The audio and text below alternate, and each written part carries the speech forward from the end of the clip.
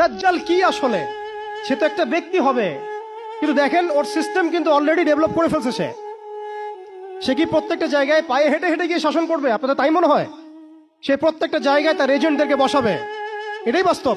উমর রাদিয়াল্লাহু আনহু মদিনা থেকে পুরো বিশ্ব শাসন করেছেন। তিনি কি প্রত্যেকটা জায়গায় পায়ে হেঁটে হেঁটে গিয়েছেন? এটা কি পসিবল? ইসলামের প্রতিনিধি ছিল, সাহাবায়ে কেরাম বিভিন্ন জায়গায় ছিলেন তার পক্ষ থেকে।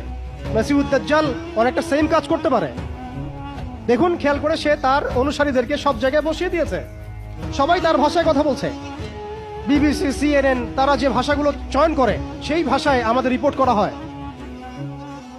ওরা যে মিডিয়াগুলো, এফবিআই, ওরা যে রিপোর্টগুলো প্রদান করে, ওই রিপোর্টের আলোকে আমাদের এখানে প্রশাসনিক বাহিনী কাজ করে।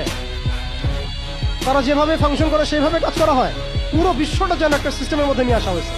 এটাই হচ্ছে একটা দাজ্জালীয় ওয়ার্ল্ড অর্ডার।